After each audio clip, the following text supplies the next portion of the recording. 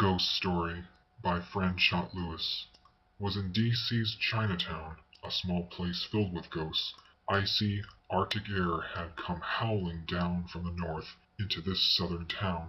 It was chilled and depressed. My clothes gave me no warmth, and though it was noon, there was no sun, just the darkness of days with too many clouds.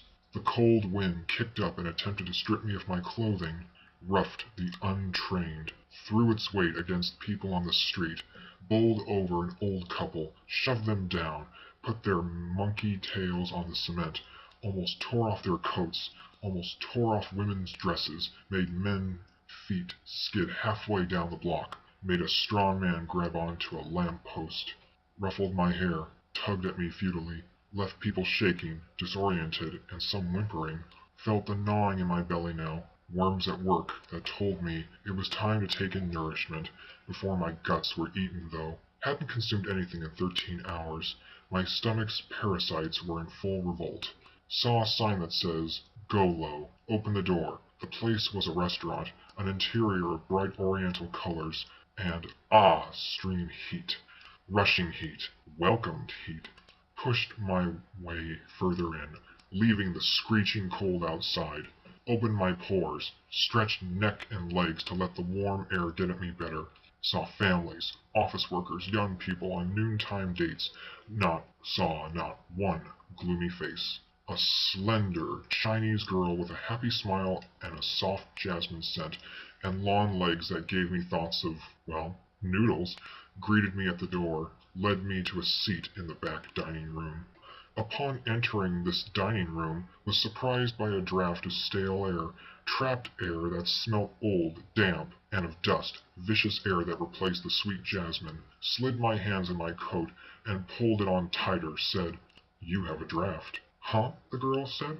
Said, "Has someone opened a back door?" The girl looked uneased. Took a breath, regained my composure, said, "A table away from the draft, please." The girl smiled. Was seated in a corner away from any door. The jasmine scent returned. The stale air was gone. Said, "Thank you." As the girl started to leave to get the menu, a draft returned. Not stale air, just cold. Asked, "Did someone turn down the heat?" The girl stared. Usually never hesitated to tell anyone that stares are not much appreciated, but the girl was staring curiously. Asked, "Lost something?" No answer, but she looked to be on the verge of answering. Waited a second before standing, saying, "Too cold in here." On the way out, bumped into this 19th century woman dressed in black, with her head covered in a black bonnet and her face mostly hidden behind a window's black veil, the sobbing, scarlet-eyed Mary Surratt, who was hanged in July 1865. Did not know her at once. Learned her name later. Looked at the waitress. All the faces around the room. Evidently, the only one who saw this woman was me. The woman let go with the tears. They streamed down that veiled, sour face. So much was explained. Said in thought, "So, the house is haunted." Spun around in place and returned to the table. Said, "Changed my mind. No rickety old spook on the other side of the graveyard would chase me out." Mary followed, but for a moment kept her distance. There was much about Mary that didn't sit right with me. It wasn't her accused crimes or sins. Have done worse myself. There was something more annoying, and not just her whimpering. Her eyes. They were set deep within the layers of dark purple wrinkles around their sockets. Her veil hid nothing. Her eyes were cold and vacant of the presence of a personage. But they were full of pain, abstract, not a trace of humanity. Her statue was stout. She, bent like a peasant, showed that she had been consumed by a long, hard purgatory, and if had to guess her punishment, would have said 1,000 earthbound years. She took my glance to be interest. Her eyes changed to those of a tortured human, and she approached the table, mumbled to her quietly, careful not to alarm the Chinese girl, said, "Excuse yourself, old horseface." She gave me a look of pure hate. Then she stomped stiffly off, going through a wall. She looked quite comical. Coughed. Was careful not to laugh. Seated comfortably now, was handed a menu. Told the Chinese girl, "Get me some noodles, please." Mary returned, began to choke and to cry harder. Put my face into my work. an original ancient manuscript, the 5th century Dr. Dread treatise on the Jah-Manati. Scanned the Coptic script, heard the thump, thump, thump, the poltergeist call for attention, kept reading until, felt my arm move. Mary held my arm. She just stood there, holding onto my left arm, made me weary of what could come next. Known well for my quick loss of temper, let go, old crow, thought. Nope, spoke a whisper louder than should have, attempted to wiggle my arm loose. No chance. Mary had a strong grip. I hate you, she boo-hoo-booed. I hate you so much. Nobody will listen to me. Me? A callous person? No. Just knew Mary felt as bad as any earthbound spirit. My belly was hungry. The parasites wanted food. Me? Just wanted to eat in peace. Felt not obligated to listen to a whining ghost. No way was entertaining her in my interest. You don't like me, she sobbed and boo-hooed her innocence. They want to hang me. I have done nothing. Known to have thrown devils kicking and screaming back into hell dimensions and causing demons that dare cross me to flee in fright, was unable to respond to this little foul tormentor as I might have, said finally in a very soft voice, almost a whisper, You've been hung. The look on her face said she didn't believe me. But maybe she didn't hear me, said, dead as a doornail. You shouldn't say that. Hysteria crept into her voice. Look at yourself. Your neck is broken. Your right shoulder keeps your head from hanging down. Dear, you're dead. Deceased. Done. Mary had her suspicions, I'm sure. Probably for a while. With ghosts it is hard to tell.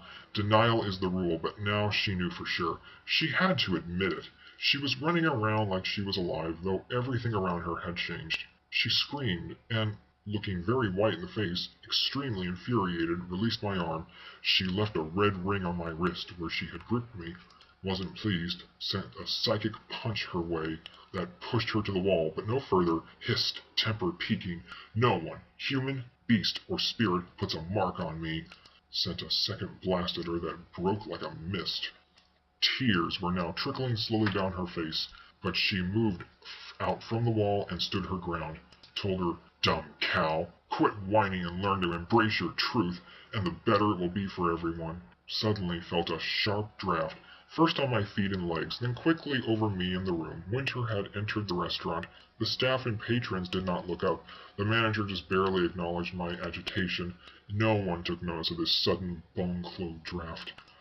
Decided to leave to have a burger instead of noodles, and have no boo-hooing ghost disturbing my meal. The manager approached me. Sir, is there a problem? Said, There's a draft, or have you noticed? You have a problem with your heat? A draft, sir. He smiled a grin I'd seen 1,000 times during my travels in time in the bazaars of Aden and the dens of the business agents of the Khans. A supernatural cold draft, said me. You're very psychic, sir. He made that smile again. Questioned him.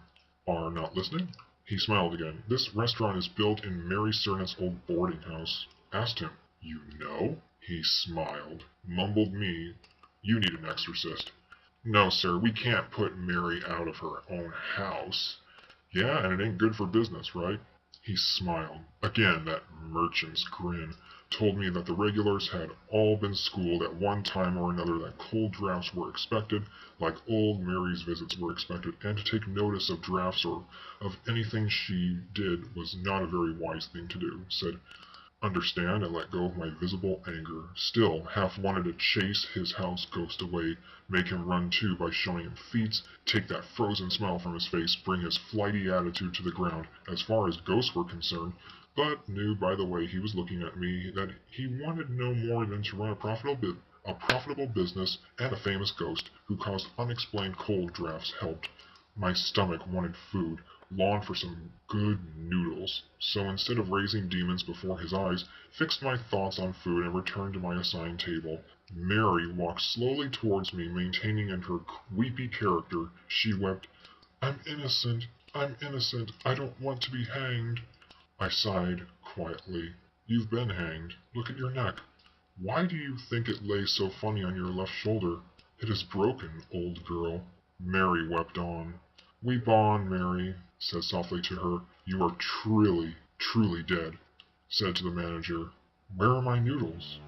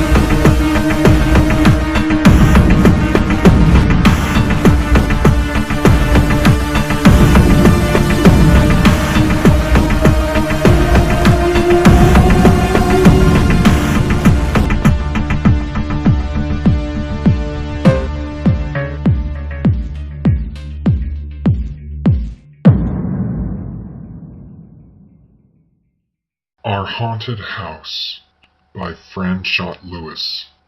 Nowadays, you don't hear of so many haunted houses. Today's houses made of brick that have good electric lighting, storm windows, gas furnaces, central heating, and no chimneys aren't places where ghosts prefer to haunt. When I was a little girl, every town had a haunted house. Some had two, and in the old neighborhoods, there were at least three. In the years 1923 to 1925, I lived in a haunted house. It was a large, old frame building where no family lived in for long. The house was owned by Mr. Sam Flowers, a cotton planter who owned houses in several towns in the two counties where he had his farming business.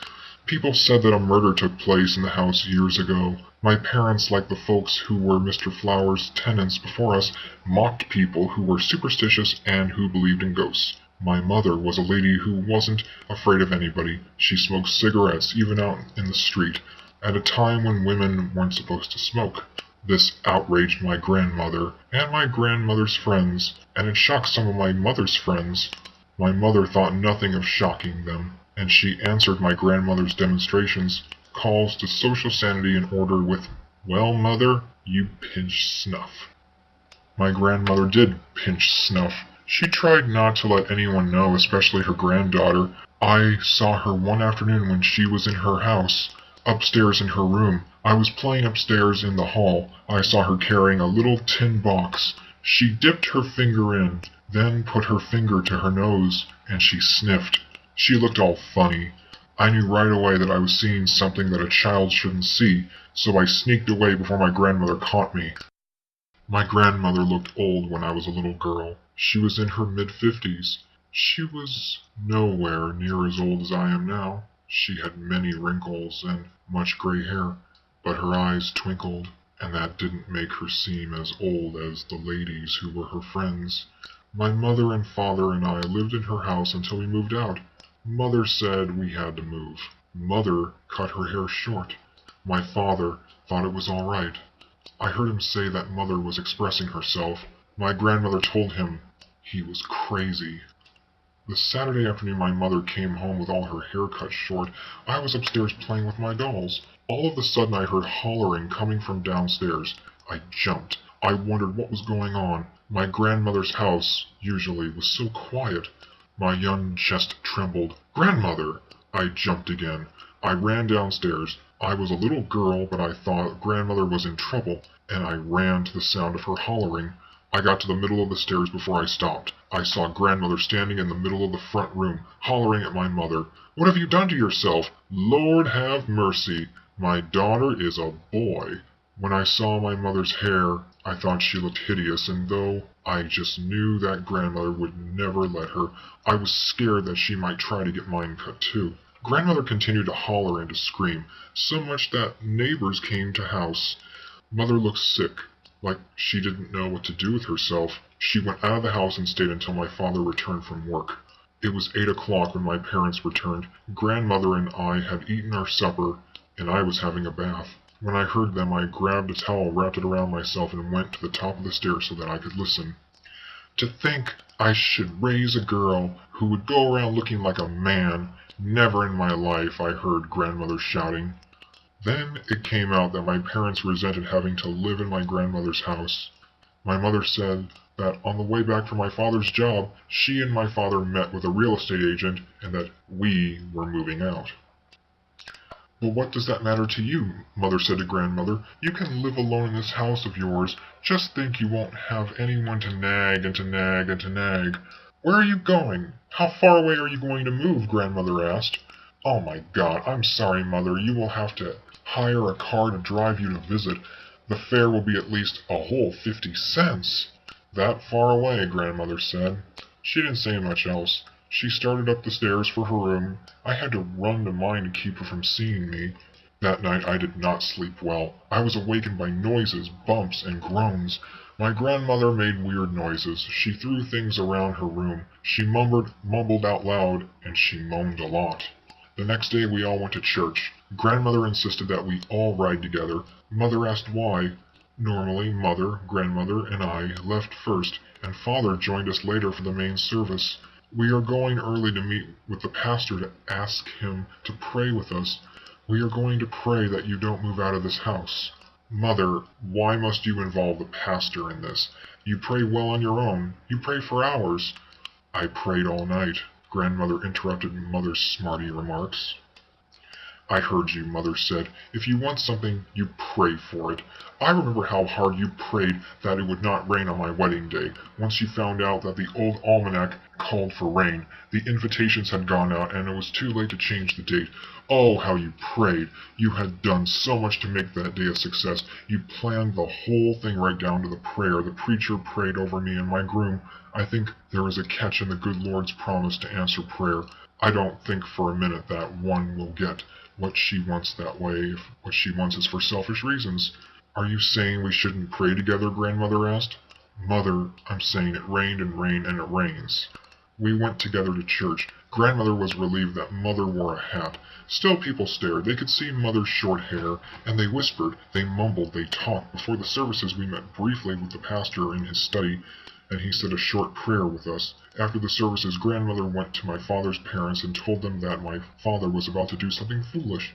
My grandfather, on my father's side, took my father aside and made him promise not to do anything foolish.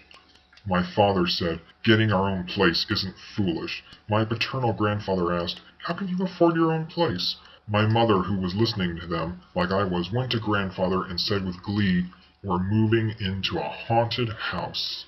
My grandfather looked across at my father, like he did when he thought that my father was up to a silly business.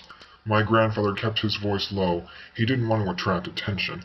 As I watched my father and grandfather talk, I recalled an incident that occurred a year or so before this, when I watched my grandfather yelling and screaming and even shaking his fist during an argument with my father. I was very small, and was with my other grandmother in another room. I began to cry, and when I did, my other grandmother told my grandfather to quit such carrying-ons. As soon as she did, he quit. Then and now I think that a lot of noises and looks my grandfather made were put-ons for effect. My grandfather rolled his eyes. A haunted house. Mother, being Mother and so full of herself, thought grandfather's looks were funny. She did a pretty good imitation of grandfather rolling his eyes, which grandfather pretended not to notice. Father smiled, said to grandmother, the rent's cheap. You're not going to take my granddaughter into a haunted house, grandfather told him. The house is not haunted, Pop, father said. Mother giggled. Grandfather looked stern. Don't mock the supernatural, he said. Poppy, my mother grinned. Grandfather said people who mock the supernatural are the first to flee. From what? Mother laughed. Just don't laugh. Mother stopped. Then she smirked. Then she burst into a fit of merry laughter. Grandfather looked angry. He could not continue to ignore. She was mocking him. He glared at my father, who, despite trying not to, sunk into laughter. Grandfather stomped off. He walked over to my two grandmothers, and the three of them talked amongst themselves as to how really silly my parents were. I tried not to show my true feelings. I didn't want to take sides, or to show favors, so I stood perfectly still, and natural, and pleasant. I did what was expected of a little girl in 1923, while her parents and grandparents were talking. We moved into the haunted house. It had just been renovated from basement to roof. Old lumber was replaced with new floor beams, and joists were strengthened. New doors and windows were installed. The whole house got 2 coats of fresh paint. Father said, we owe so much to the ghosts. Old man Sam had to go into his pocket to get a tenant. There was no furniture in the house. We sat on the floor. I sat with my back to the wall. Ghosts, Daddy? Father smiled, put me on his lap, and squeezed my arms and said, you don't believe in those foggy old tales of spirits. All I heard since I knew I was going to move into the haunted house was talk of ghosts and spiritual happenings. This talk was scary. I overheard grandmother talking with her friends about ghosts and strange things, and I was uneasy. The kids I played with were easily frightened me by telling stories of ghosts. In those days, many people believed those stories. Father said that he didn't believe in ghosts. Do you think I would have brought my baby girl here to live if those tales were true? I suppose not, I answered him. Mother shouted, laughing. Look around, girl. Does this look like a haunted house? I mumbled, Auntie Miller. Mother cut me off, shouting, Mrs. Miller. I mumbled, Auntie Miller. Mother scowled. That crow is no relative of yours or mine. She's just my mother's friend, old Mildew Miller. Dear, I think the lady in question's name is Mildrew Miller, Father laughed. That old sour face. Mother stopped fussing and started giggling. Don't tell me, baby, she says she knows spirits on a personal basis. I did not think Mrs. Miller was a joke. I considered her to be a good and very serious lady. I replied to Mother, Auntie Miller said... Mother cut me short. She continued fussing and shouting until Father asked her to stop. You're upsetting the baby, he said. I was hugging onto him and trembling. Mother stopped shouting but not fussing. I ought to go straight to old Lady Miller's house and tell her a thing or two. What would you tell her? Father asked, trying to calm Mother and show her the wisdom of forgetting about Mrs. Miller. Mrs. Miller has no business telling my baby trunk that. Would frighten her, Mother said. Father said, our baby probably overheard Mrs. Miller talking to your mother. Confronting Mrs. Miller isn't the thing to do. Right, Mother said, getting calmer. How can you shame a woman who believes she can visit with the spirits whenever she chooses? The first night we slept on the floor, the three of us together on the same pallet. No ghost put in an appearance. I slept with one eye open, peeping. I woke several times to noises. In a large, empty house, there were bound to be night noises. Every time I woke, my father was awake too, or he woke up, after I lightly shook his arm. Go back to sleep. If this house was haunted, the ghosts have fled. I don't think they could stand the smell of fresh paint. The second night we slept in beds. I slept with my parents in their room. I slept with them that whole first month. Mother furnished the house as nicely as she could. Grandmother allowed us to take our beds and most of our bedroom furniture to the house, and she lent Mother sheets and pillowcases. Father was able to buy on credit a kitchen table and chairs for the sitting room, cooking and heating stoves and window drapes. Mother hung potted plants in every room of the house and filled the living room with flowers, giving the place a fresh and airy atmosphere. One day I went outside, found three boys picking berries from the big mulberry tree in the backyard. These boys were older than me, the youngest one by 2 years. When they saw me, they started to run. They ran out of the yard and over the fence before they stopped. The oldest boy of the three turned around and said, She is nothing but a little girl. They came back into the yard. The middle boy said, Does she have a nosebleed? No, the oldest boy said. I think he was the oldest. He was the tallest and the leader. She lives in the haunted house, the middle boy said.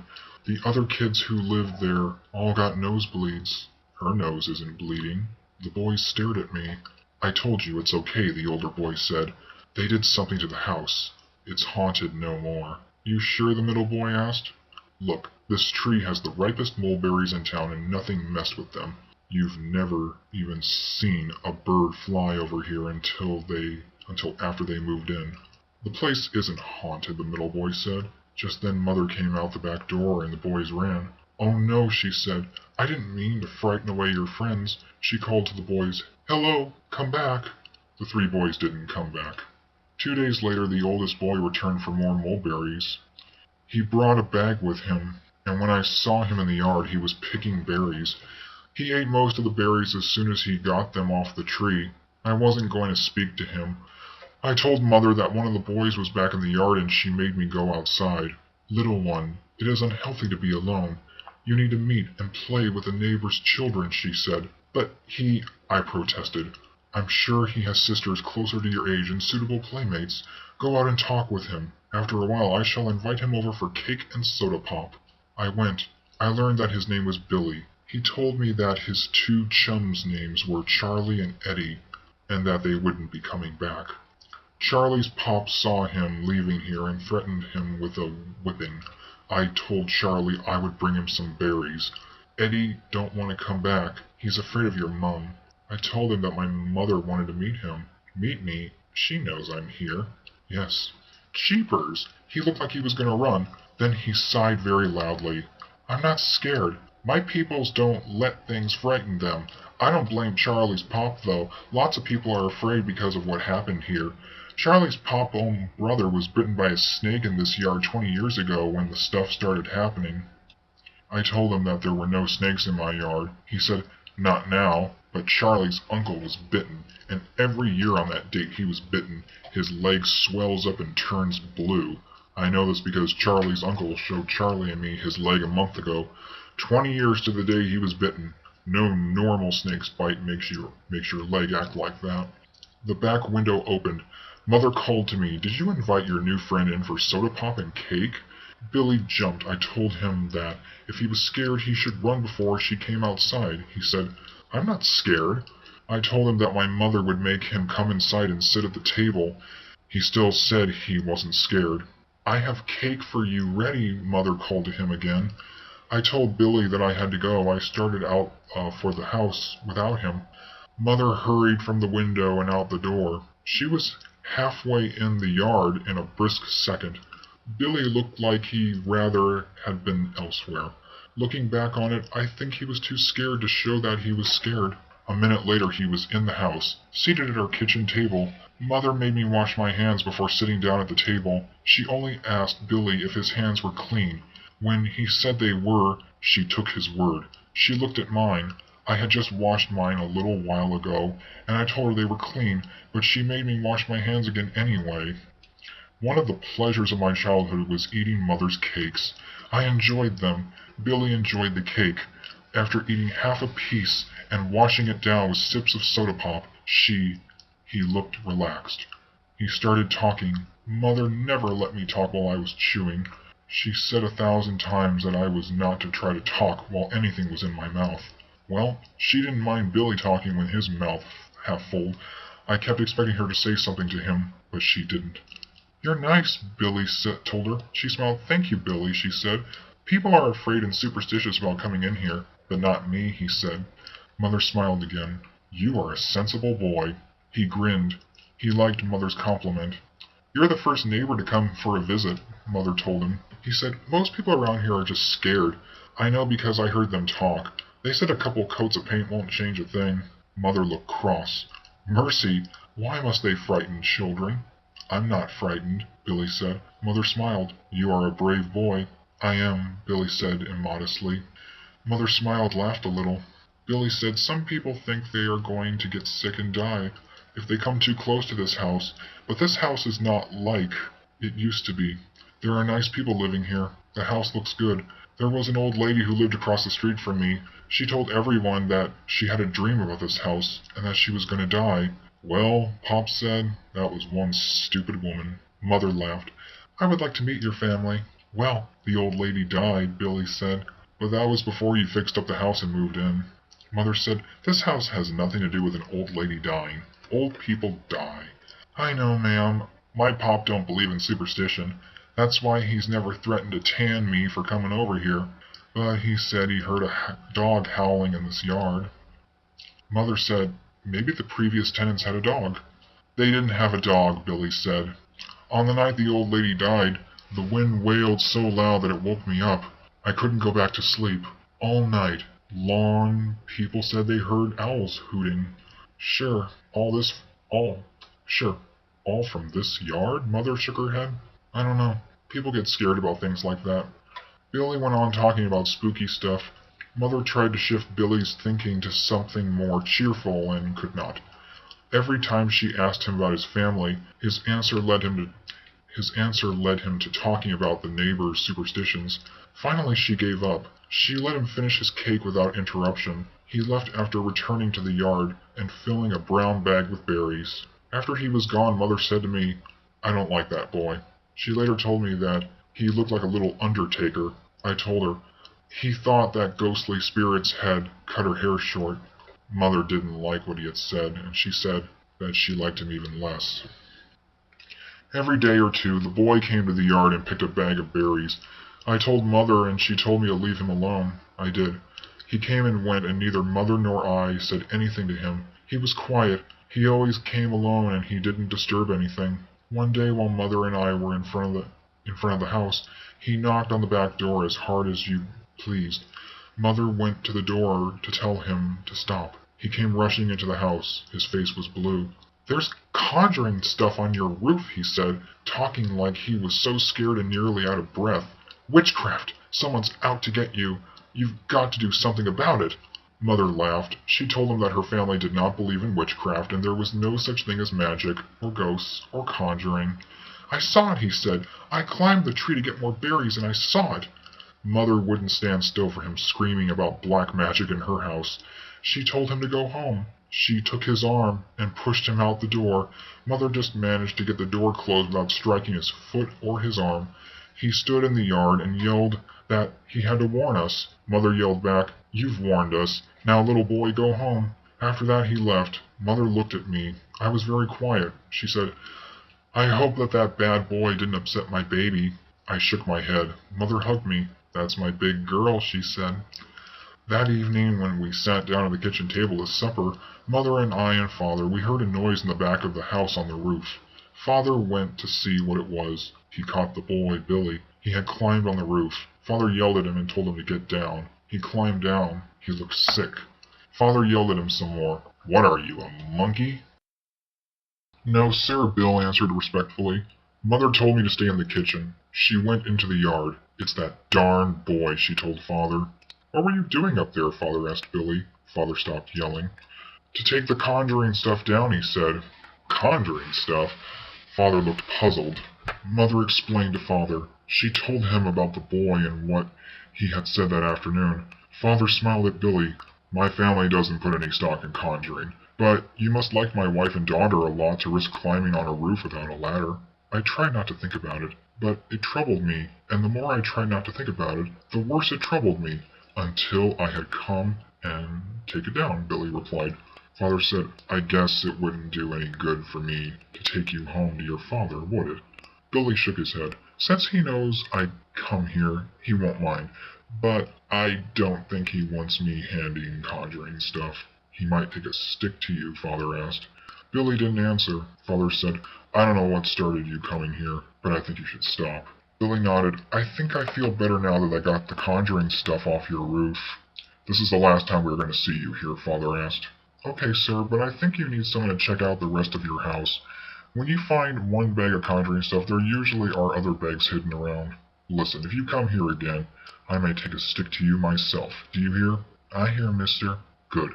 May I go now, mister?" Father told him he could leave. As Billy started to go, Mother saw that he had something in his hand. She made him open it and found a little brown cloth bag no bigger than a child's palm. He didn't want to show it. He said it was full of bad magic. He said, "I'm going to take it to my old granny now that she can burn it." Father said, "You do that. Just go.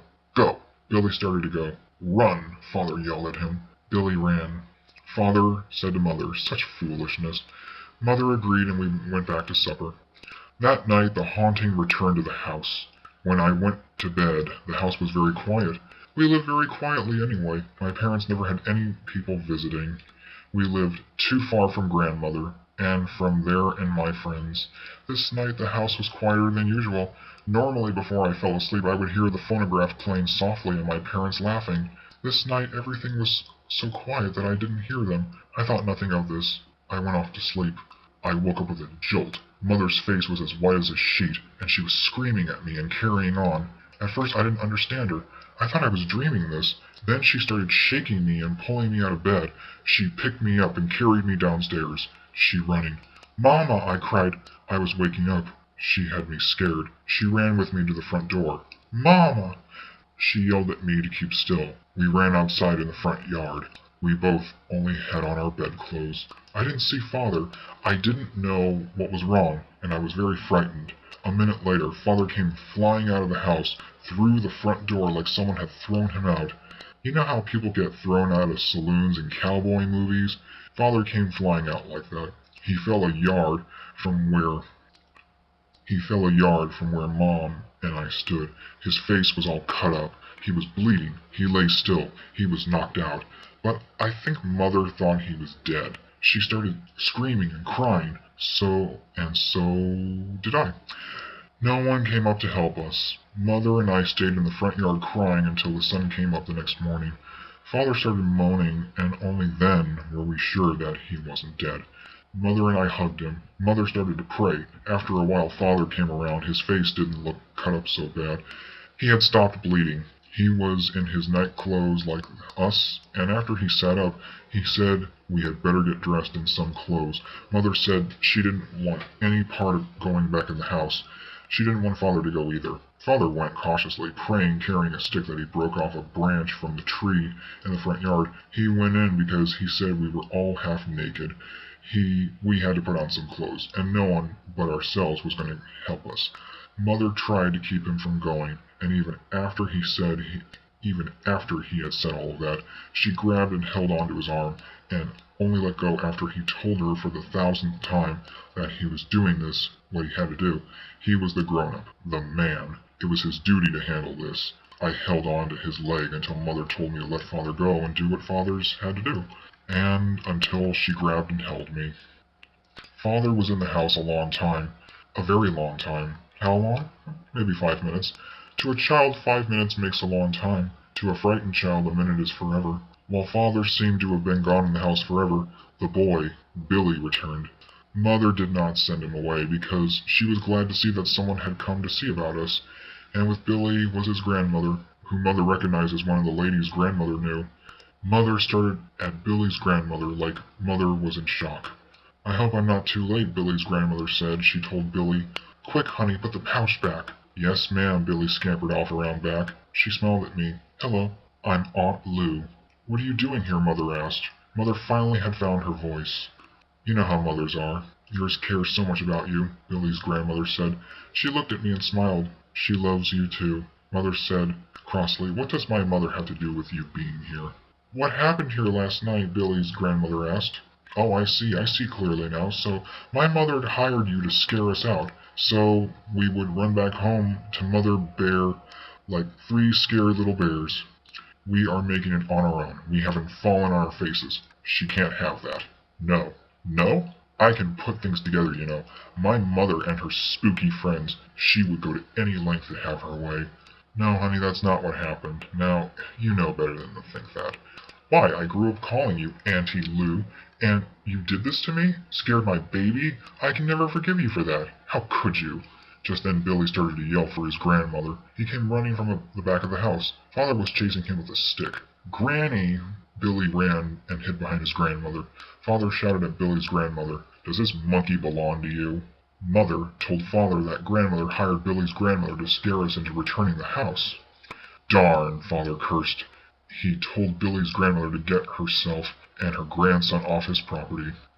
Billy said to his grandmother, "No, we can't go yet. I haven't put the pouch back.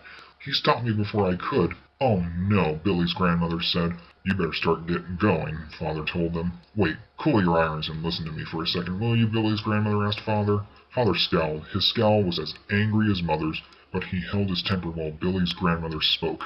"I've been teaching my grandbaby the things he needs to know. He thought that someone was calling bad luck to your house. Not so. Someone put a wall around your house to keep out the bad," she asked. She asked Billy for the pouch. She showed it to Father.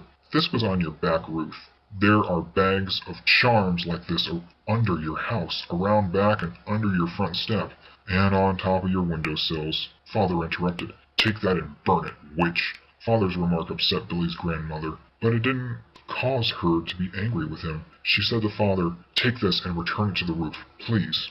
"I'm going to get the police on you. You have a bunch of thuggish boys, don't you? Have them come here and do these tricks," Father said. "No," Billy's grandmother seemed very alarmed. Billy did too. He said to Father, "Don't send for the police. If my pop found out that Granny is teaching me conjuring, he will have a fit." Billy told his granny, "We better go." Billy's grandmother said, "Yes." She handed the brown pouch to Father. Father let the pouch drop to the ground. "Please, put it back on your roof," she said. Mother led us to the back of the house. She and Father talked of having Billy's grandmother and her sons charged. They talked of having Billy sent to reform school and of suing grandmother. Mother made breakfast and I started to relax and to feel better after we sat down at the kitchen table. Mother and Father began to describe a little of what exactly had happened. As they did, I got the feeling that they really didn't believe that Billy's grandmother and her sons could have done all that happened. I guess they were too mad with grandmother to think clearly. Of course they were modern, rational people, and could not believe in the supernatural. Father did not go to work. He spent the day nursing the scratches and bruises on his body, and on securing the house, he nailed every window shut. He put a bar across the back door and made one for the front. I slept in with my parents' bed that night. Father stayed up, and Mother sat with him until she started falling asleep and lay down beside me. I heard Father telling her that she should go on to sleep. He didn't expect a return visit from Aunt Lou's boys. The house was quiet for a while, and then I heard this noise. I shot up in bed. Father was up. He told me to lay back down. I had only heard a wind. I laid down. Father went to check all the windows in the house. The house was quiet for a little while, and then I heard a noise up on the roof. It sounded like someone was walking up there. Father got up from his chair. Later, I learned that he went to the upstairs back window. The window was still nailed shut.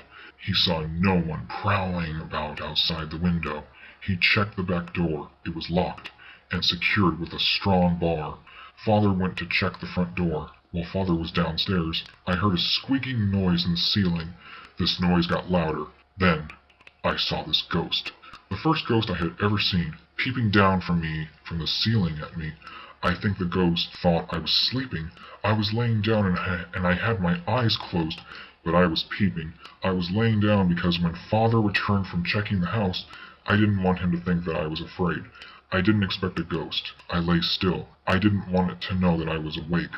The ghost didn't look away. I'd seen ghosts look in a book, like a person with a sheet thrown over them. This ghost looked like a lady with a very white face, and she floated in the air.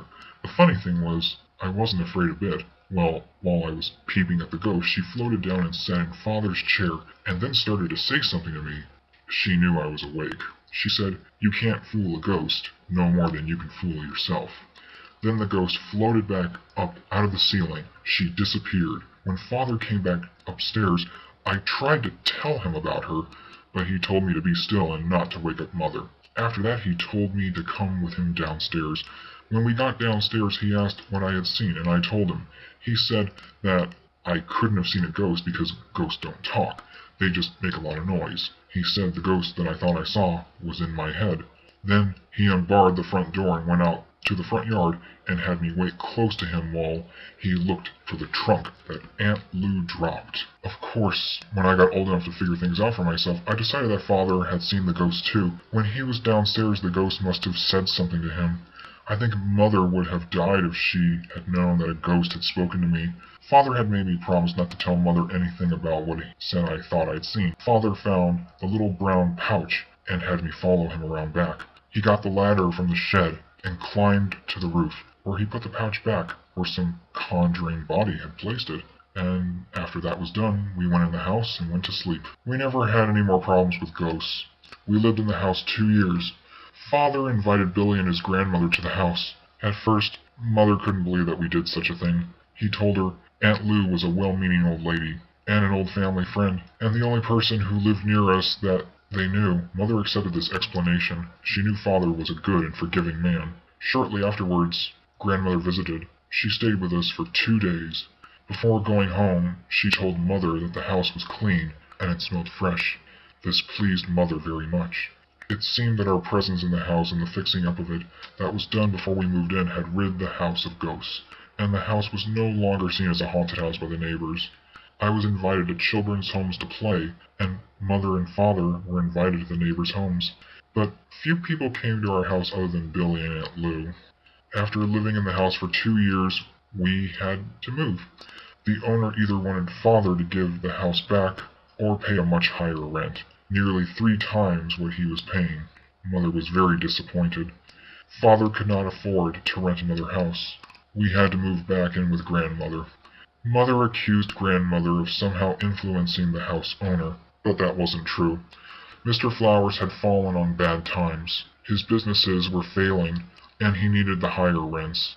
In fact, Mr. Flowers' fortunes fell so low that he moved into the house. After we left, he lived there 6 months. After 6 months, he blew his brains out with a gun. Most people said he was so depressed over losing his businesses. Some people said the ghost returned and got him.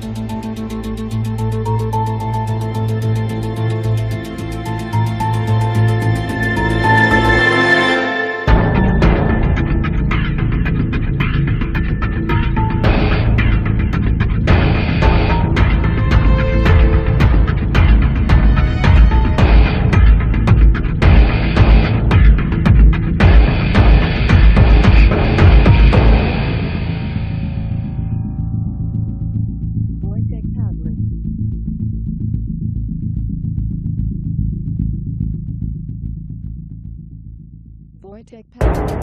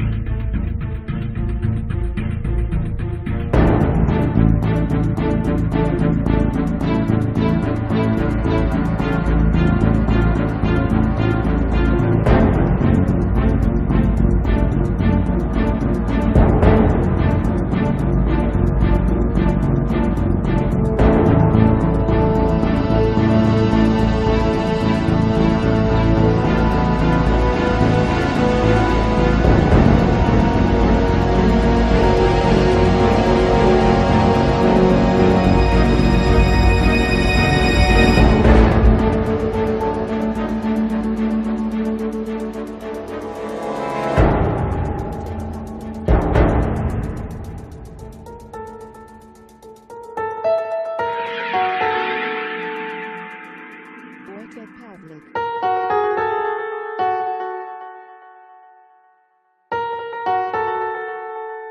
Wojtek Pawlik.